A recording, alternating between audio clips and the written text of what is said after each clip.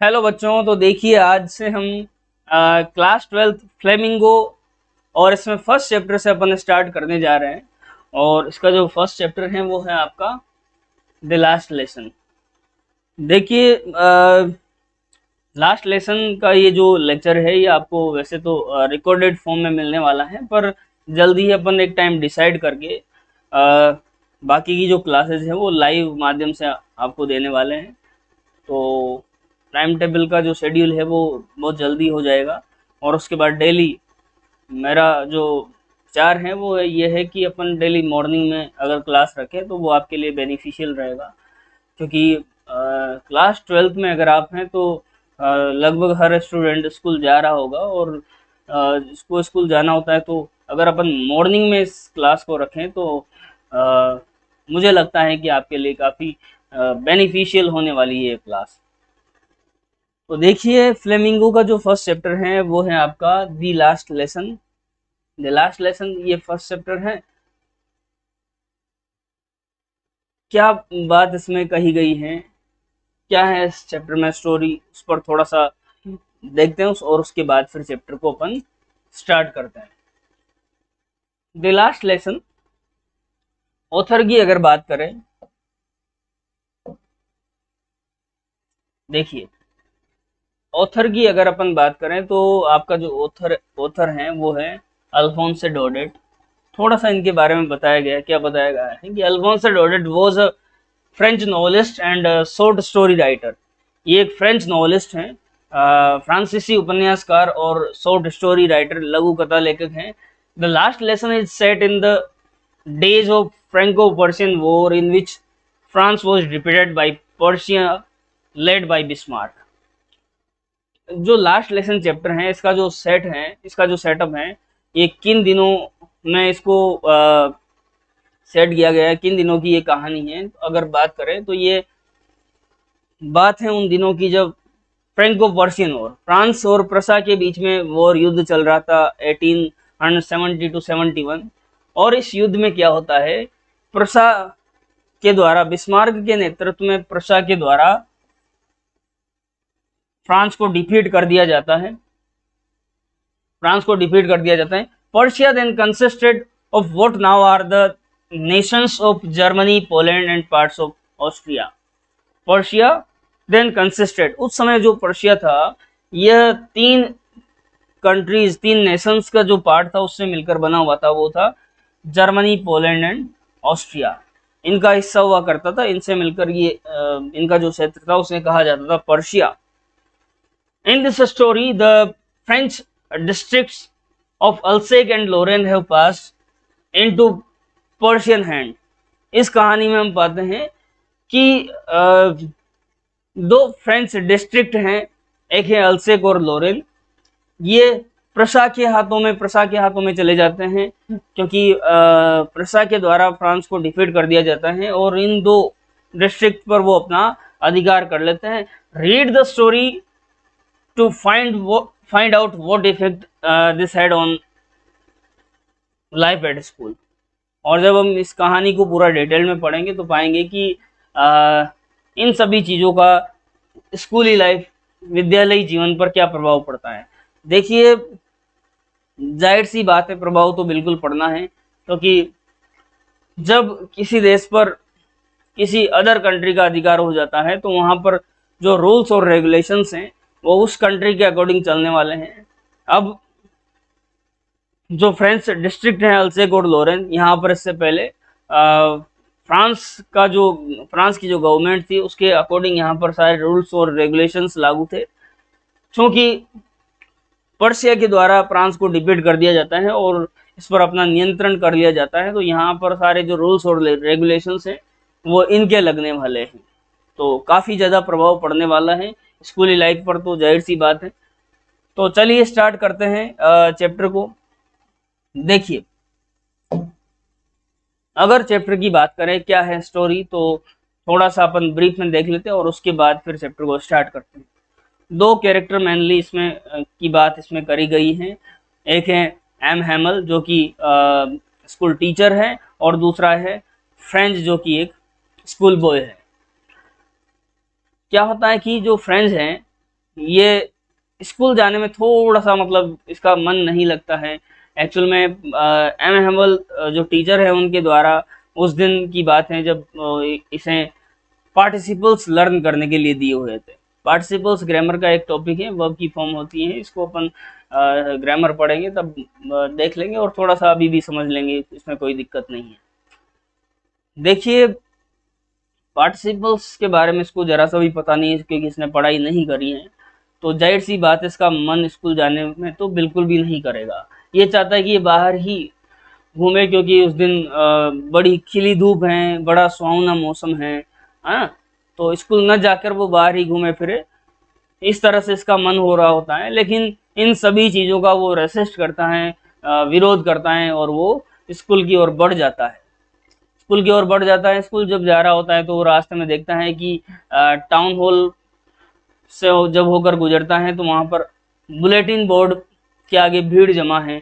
उसके मन में विचार आता है कि अब ऐसा क्या हो गया है, क्योंकि बुलेटिन बोर्ड के माध्यम से ही उनको काफ़ी सारी सूचनाएं मिलती थी, जैसा कि उनके द्वारा हारे गए युद्ध, सेना की भर्ती और यहाँ तक कि जो अधिकारी होते थे उनके जो आदेश हैं वो सारी चीज़ें वहीं से आती थी। तो वो रुका नहीं, पर उसके मन में विचार ऐसा आया कि अब क्या है। इस तरह से होते हुए वो दौड़ते हाँफते एम हेमल का जो गार्डन है, स्कूल के वहाँ पर जो गार्डन है उसमें पहुँचता है और पाता है कि आज जो माहौल है वो एकदम शांत है। यूजुअली जब स्कूल स्टार्ट होता था तो क्या होता था कि बड़ा शोर शराबा रहता था, है ना, और उस स्कूली शोर शराबे की आवाज़ बाहर गली में सुनाई पड़ती थी। लेकिन आज ऐसा बिल्कुल भी नहीं था, तो ये बड़ा आश्चर्य में पड़ा कि ऐसा क्या है ना, क्योंकि इसने तो इन ही चीज़ों पर भरोसा किया था कि जब ये स्कूल पहुंचेगा तो शोर शराबा हो रहा होगा, बच्चे बैठे होंगे, कोई डेस्क खोल रहा होगा, बंद कर रहा होगा, इस तरह की चीज़ें जब चल रही होगी तो ये चुपके से जाके अपनी सीट पर जा बैठेगा। पर ऐसा बिल्कुल भी नहीं था। ऐसा नहीं था। जब ये अपनी क्लासरूम में पहुंचा और ये इसने देखा कि वहाँ पर गांव के और भी लोग आए हुए हैं जो पीछे की बेंचेस पर बैठे हुए हैं, बड़े गंभीर मुद्रा में बैठे हुए हैं, बड़े दुखी से, उदास से वो दिखाई पड़ रहे हैं, समझ नहीं पा रहा होता है। लेकिन जब एमएमएल स्टार्ट करते हैं और वो कहते हैं कि this is your last lesson which I shall teach you, जब इस तरह की बात वो कहते हैं तो वो बड़ा दुखी हो जाता है कि भाई। फिर आगे वो बताते हैं कि बर्लिन से ऑर्डर आया है कि अल्सेगोड जो लोरेन है यहाँ के स्कूल में केवल जर्मन पढ़ाई जाएगी और जो टीचर है वो कल आ जाएंगे, इस तरह की बात बताते हैं। तो बड़ा दुखी होता है। वो दुखी होता है क्योंकि अब कल से एमएमएल के द्वारा उसको पढ़ाया नहीं जाएगा, है ना। तो वो सारी चीज़ें वो ये विचार कर रहा होता है कि किस तरह से बातें हुआ करती थी, किस तरह से एमएमएल डांटते थे, डपटते थे, है ना। वो सारी चीज़ें अब इसको बुरी नहीं लग रही थी क्योंकि इसने एमएमएल के द्वारा जो भी चीज़ें पढ़ाई जाती थी उन पर अब पहले ध्यान नहीं दिया था, है ना। तो अब इसको वो सारी चीज़ें याद आ रही है कि काश ये पढ़ लेता वो सारी बातें। आज एमएमएल के द्वारा जो पढ़ाया जा रहा है उसमें लिटिल फ्रेंड्स का ही नहीं बाकी बल्कि हर किसी का मन लग रहा है ना। हर कोई बड़े ध्यान से हर चीज़ को पढ़ना चाह रहा है, हर चीज़ को अपने माइंड में सेट करना चाह रहा है। इवन यहाँ तक कि एमएमएल भी ऐसे प्रतीत हो रहे हैं जैसे कि मानो कि जो कुछ भी वो जानते हैं वो सारा का सारा आज ही उन बच्चों के दिमाग में डाल देना चाहते हो, है ना। तो इस तरह से ये जो कहानी है इसमें अपन देखते हैं कि जो भी चीज़ें इस तरह से घटित होती हैं। चलिए अब अपन स्टार्ट करते हैं चैप्टर को। 1 मिनट।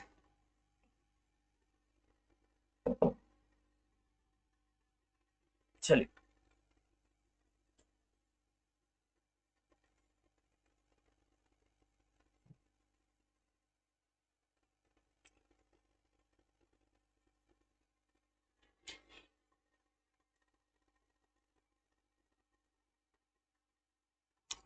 ओके, दिख रहा है आपको?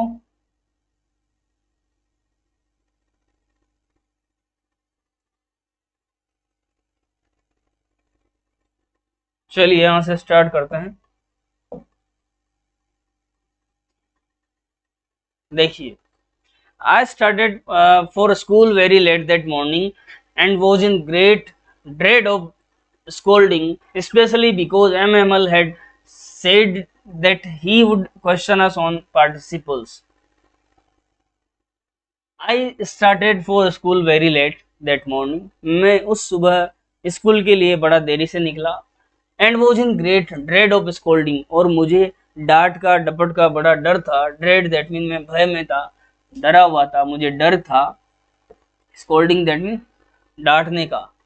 स्पेशली विशेष रूप से because M Hamel had said that he would question us on participles. विशेष रूप से इसलिए क्योंकि एम हेमल ने हमसे कहा था कि हमसे पार्टिसिपल्स पर क्वेश्चन पूछेंगे and I did not know the first word about them, और मुझे तो पार्टिसिपल्स का फर्स्ट वर्ड भी पता नहीं था। For a moment I thought, एक क्षण के लिए मैंने सोचा, thought of running away and spending the day out of doors, कि मैं भाग जाऊं और बाहर ही पूरा दिन बिताऊं। इस तरह से एक क्षण के लिए मैंने विचार किया। It was so warm and so bright, यह बड़ा ही वार्म और सो ब्राइट खिली धूप वाला दिन था, तो मेरा मन किया कि मैं भाग जाऊं और बाहर ही पूरा का पूरा दिन क्या करूं, बिताऊं। The birds were chirping at the edge of the woods, पक्षी जंगल के छोर में चिर्पिंग दैट मीन चहचहा रहे थे। And in the open field back of the Somil the Persian soldiers for drilling, और सो मिल आरा मशीन के पीछे खुले खेत में जो पर्शियन सोल्जर्स थे वो ड्रिलिंग, वो अपना सैन्य अभ्यास कर रहे थे। It was all much more tempting than the rule for participles, ये सब इतना आकर्षित कर रहा था, इतना टेम्पटिंग था than the rule for participles, participles के जो रूल थे उनकी तुलना में ये सारी चीज़ें कि बाहर स्कूल ना जाऊं, बाहर चला जाऊं, है ना, खुले खेत में पर्शियन सोल्जर्स के सैन्य अभ्यास को देखूं, ये सारी चीज़ें मुझे टेम्पटिंग कर रही थी, आकर्षित कर रही थी। तो काफ़ी ज़्यादा आकर्षित थी इन चीज़ों की तुलना में। It was all much more tempting than the rule for participles, but I had the strength to resist. लेकिन मुझ में रेसिस्ट, विरोध करने की क्या थी, स्ट्रेंथ थी, ताकत थी। And hurried off to school, और मैं तेजी से जल्दी से स्कूल की ओर बढ़ गया। चलिए, when I pass the town hall there was a crowd in front of the bulletin board. जब मैं टाउन हॉल से होकर गुजरा तो मैंने पाया कि देयर वाज अ क्राउड, वहां पर क्या थी, क्राउड थी, भीड़ थी। इन front of the bulletin board, bulletin board जहां पर सूचनाएं चस्पा करी जाती थी उसके सामने लोगों की भीड़ जमा थी। For the last 2 years all our bad news had come from there, क्योंकि पिछले 2 वर्षों से हमारे लिए जो बुरी खबर थी वो कहां से आई थी, वो यही बुलेटिन बोर्ड के थ्रू ही हमें मिली थी। फिर भले ही बात करें द लॉस्ट बैटल, फिर वो हारे हुए युद्धों की बात हो, द ड्राफ्ट या फिर सेना में भर्ती की बात हो, the orders of commanding officer या फिर कमांडिंग ऑफिसर के ऑर्डर हो, सारी चीजें वहीं से तो आई थी, उस बुलेटिन बोर्ड से ही। And I thought to myself, और फिर मैंने खुद से सोचा, खुद से विचार किया, विदाउट स्टॉपिंग, बिना रुके मैंने अपने मन में विचार किया, what can be the matter now, अब क्या मामला हो सकता है, अब क्या मैटर हो सकता है। चलिए, then as I hurried by as fast as I could go, और उसके बाद जितना तेज मैं चल सकता था उतनी तेजी से मैं बढ़ा। The blacksmith Wachter who was there, blacksmith Wachter, लोहार वॉक्टर जो वहां पर था, विद हिज अप्रेंटिस, अप्रेंटिस अपने प्रशिक्षु के साथ, अप्रेंटिस का मतलब होता है जो प्रशिक्षण ले रहा होता है, उसका जो शिष्य कह सकते हैं, है ना, तो वो अपने अप्रेंटिस के साथ वहां पर था। रीडिंग द बुलेटिन, और वो भी बुलेटिन, सूचनाएं जो भी थी वो पढ़ रहा था। कॉल्ड आफ्टर मी, पीछे से मुझे आवाज लगाता है, डोंट गो सो फास्ट बब, अरे लड़के इतने जल्द, इतने तेज भी मत जाओ, you'll get to your school in plenty of time, तुम्हें स्कूल पहुंचने में काफी समय है, इतना भी जल्दी जाने की जरूरत नहीं। इस तरह से वॉक्टर ने पीछे से आवाज लगा के मुझसे कहा। I thought he was making fun of me, मैंने तो सोचा कि वो मेरा मजाक उड़ा रहा होगा। And reached MML little garden all out of breath, और मैं तो दौड़ता हुआ, है ना, आउट ऑफ ब्रीथ, हाँफते हुए एमएमएल्स लिटिल गार्डन, एमएमएल के उस लिटिल गार्डन, छोटे से बागान में जा पहुंचा। यूजुअली व्हेन स्कूल बिगन, सामान्यतया जब स्कूल शुरू होता था, देयर वाज अ ग्रेट बसल, बहुत शोर शराबा हुआ करता था। बसल दैट मीन शोर शराबा।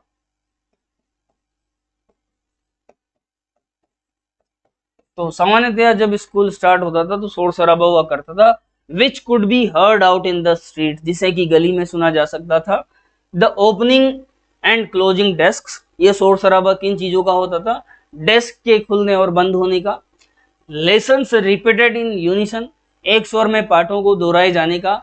वेरी लाउड, बहुत तेज और एक स्वर में पाठों को दोहराए जाने का ये शोर शराबा होता था। With our hands over our ears to understand better, और हमारे हाथ हमारे सिर पर कानों पर होते ताकि हम बेहतर समझ सकते, understand better. And the teacher's great ruler rapping on the table, और टीचर की बड़ी सी छड़ी टेबल पर खटखटा रही होती। रैपिंग दैट मीन खटखटाना। टीचर अपनी बड़ी सी छड़ी से टेबल पर इस तरह से खट खट इस तरह से कर रहा होता। But now it was all so still, लेकिन आज ये सब एकदम स्टिल, एकदम स्तब्ध, एकदम शांत था। I had counted on the commotion to get to my desk without being seen, मैंने तो इस कमोशन, कमोशन दैट मीन, देखिए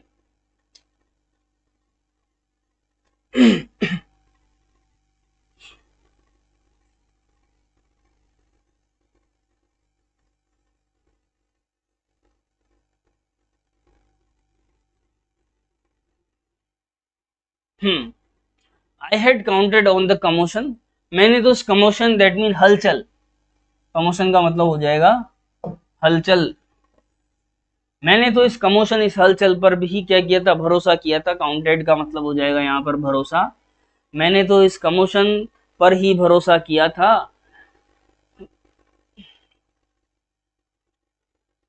to get to my desk without being seen, कि बिना किसी के देखे मैं इस हलचल में ही अपनी डेस्क पर पहुंच जाऊंगा। But of course that day everything had to be as quiet as Sunday morning, लेकिन इस दिन संडे मॉर्निंग की तरह सब कुछ एकदम शांत था। Through the window I saw my classmates already in their places, window से मैंने देखा कि मेरे जो फ्रेंड्स थे वो पहले से ही अपनी जगह पर थे। And M Hamel walking up and down with his terrible iron ruler under his arm, और एम हैमल अपनी भयानक सी छड़ी अपनी बाह में रखकर इस तरह से रखकर वो वहाँ पर टहल रहे थे, इधर उधर घूम रहे थे, अप एंड डाउन, आगे पीछे। I had to open the door and go in before everybody, मुझे क्या करना था? मुझे दरवाजा खोलकर सबके सामने से एंटर करना था। You can imagine how I blessed and how frightened I was, आप इमेजिन कर सकते हैं कि मैं कितना शर्मिंदा था, कितना मैं डरा हुआ था, क्योंकि मुझे सबके सामने से दरवाजा खोल कर अंदर एंटर करना था। तो मैं बहुत ज़्यादा डरा हुआ था, और मैं क्या था? फ्राइटेंड था, ब्लश था, शर्म सी मुझे आ रही थी। बट नथिंग हैपन, लेकिन ऐसा कुछ नहीं हुआ। नथिंग हैपन, ऐसा कुछ भी नहीं होता है।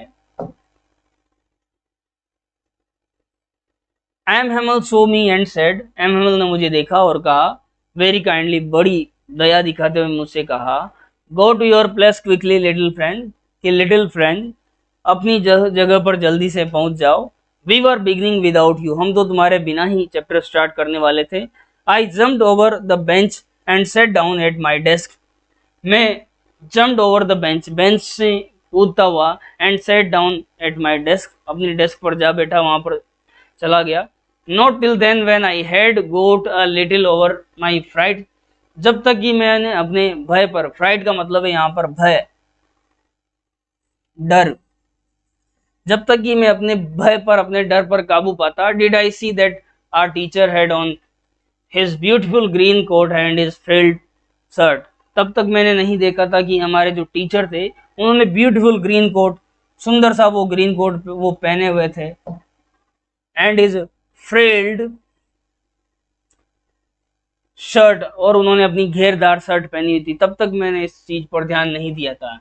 And the little black silk cap, और मैंने उस लिटिल छोटी सी काली रेशमी टोपी पर भी ध्यान नहीं दिया था। ऑल एम्ब्रॉयडर्ड, जिस पर की कढ़ाई की हुई थी, है ना, एम्ब्रॉयडर्ड दैट मीन कढ़ाई करना, कसीदाकारी करना। दैट ही नेवर वोर except on inspection and price days, जिस पोशाक को वो इंस्पेक्शन और प्राइस डेज के अलावा कभी नहीं पहना करते थे, उस पर तब तक मेरा ध्यान नहीं गया था जब तक कि मैं अपने भाई पर काबू पाता। Besides the whole school, besides और इसके अलावा the whole school seemed so strange and solemn, इसके अलावा पूरा का पूरा जो स्कूल था वो कैसा प्रतीत होता था, स्ट्रेंज अजीब सा लग रहा था, सोलमन एकदम गंभीर, है ना, उदास से सब लोग वहां पर थे।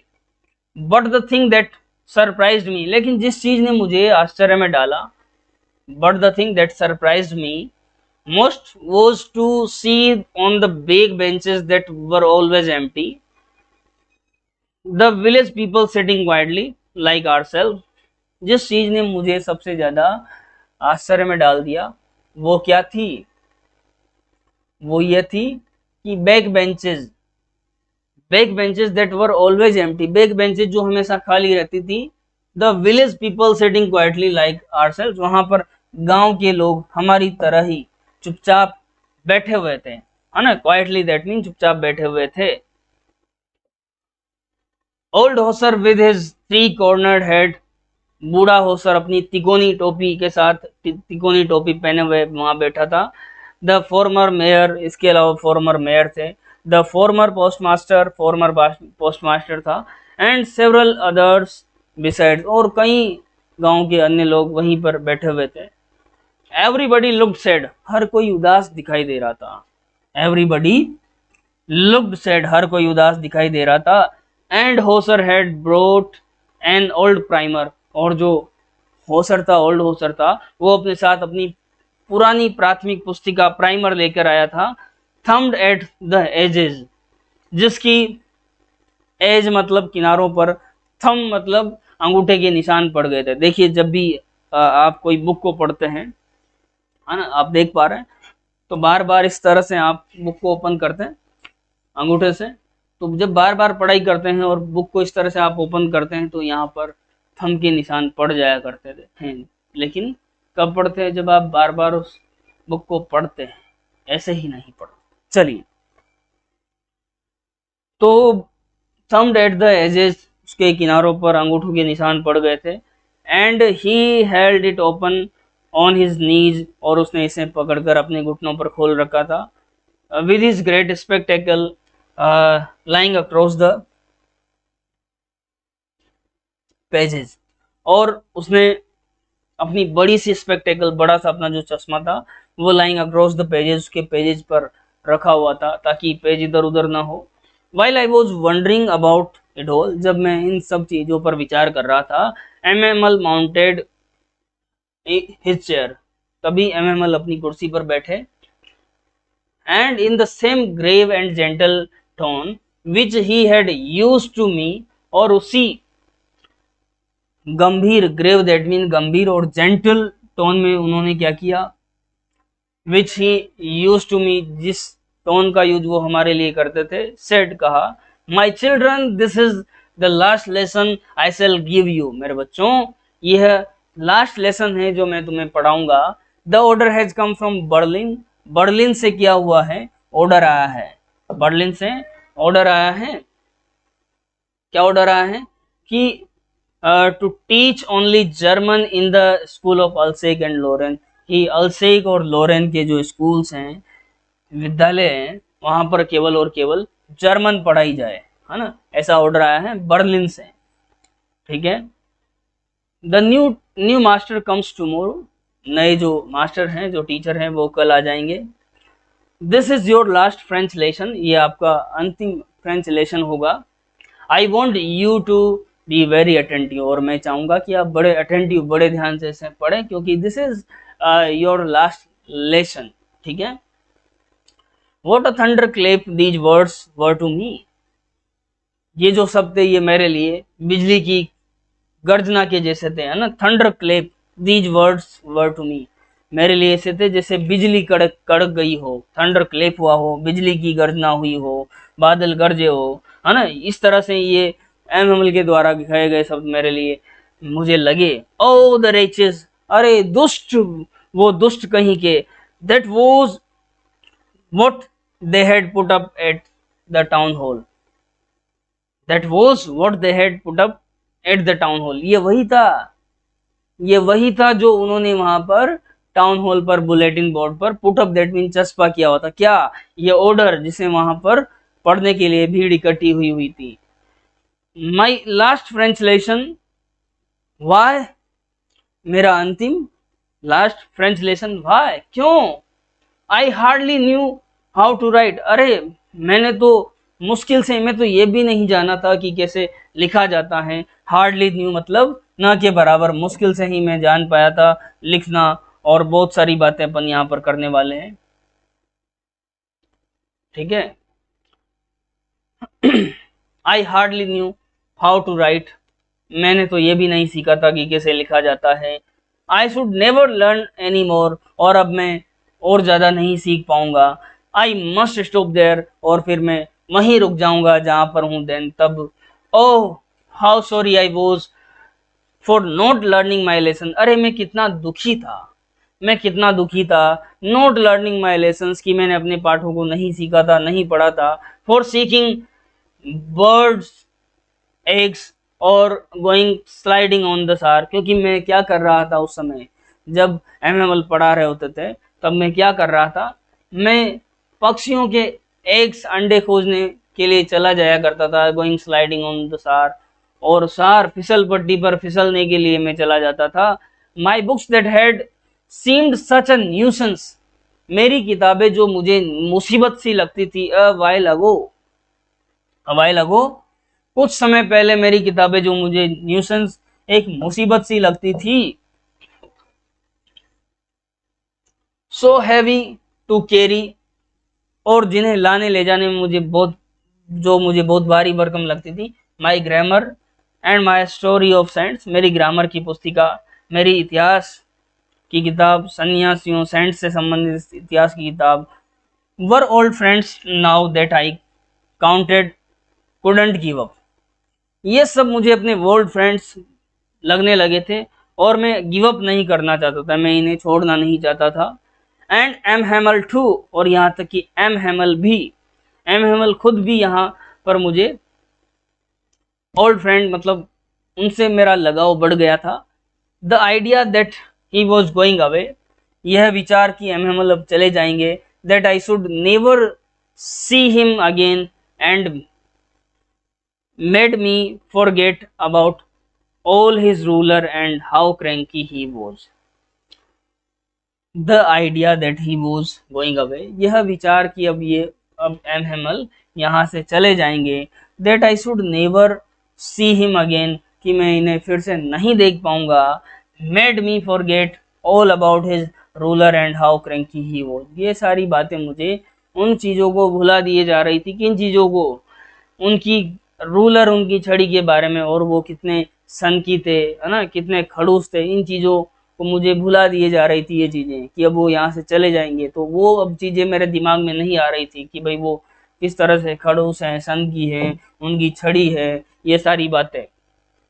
Poor man, it was in honor of this last lesson that he had put on his fine Sunday clothes, बेचारा, it was in honor of this last lesson, इस अंतिम लास्ट लेसन के ऑनर सम्मान में ही तो he had put on his fine Sunday clothes, उन्होंने अपने fine Sunday clothes, अपनी जो ड्रेस थी उसे पहना था। एंड नाउ आई अंडरस्टूड, और अब मैं समझ गया था, क्या समझ गया था, why the old man of village were sitting there in back of the room, क्यों गांव के लोग वहाँ पीछे क्लासरूम में बैठे हुए थे। it was because they were sorry too, ऐसा क्यों था, क्योंकि वो भी दुखी थे। क्यों दुखी थे? that they had not gone to school more, क्योंकि वो भी ज़्यादा स्कूल नहीं गए थे, है ना, उन्होंने भी लापरवाही करी थी. It was their way of thanking our master for his 40 years of faithful service and of showing their respect for the country that was theirs no more. It was their way of thanking our master. ये उनका तरीका था हमारे master को धन्यवाद देने का. for his 40 years of faithful service, 40 वर्षों की उसकी विश्वसनीय सेवा के लिए उसे उन्हें धन्यवाद देने का ये इनका तरीका था. of showing their respects the country that was theirs no more, और उस कंट्री के प्रति रिस्पेक्ट दिखाने का जो उनका नहीं रह गया था. while I was thinking of all this, जब मैं इन सब चीज़ों के बारे में सोच रहा था,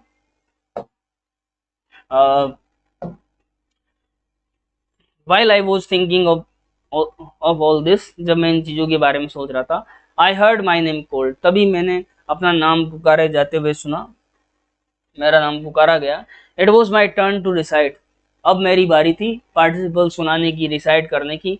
What would I not have given to be able to say that dreadful rule for the participles all through. What would I not have given to be able to say the dreadful rule for the participles. Participles के उस भयानक से rule को याद करने के लिए, सुनाने के लिए क्या कुछ मैंने नहीं किया था. What would I not have given to be able, है ना, इन सब चीजों को लर्न करने के लिए मैंने क्या कुछ नहीं किया था. All through very loud and clear, कि मैं बहुत तेज आवाज में सुना पाता, क्लियरली सुना पाता. एंड विदाउट वन मिस्टेक, और बिना कोई गलती करे हुए. But I goat up mix on first words, लेकिन मैं तो पहले ही सब में उलझ जाया करता. एंड स्टूड देयर, और वहीं पर खड़ा रह जाता. होल्डिंग टू माई डेस्क, अपनी डेस्क को पकड़े हुए.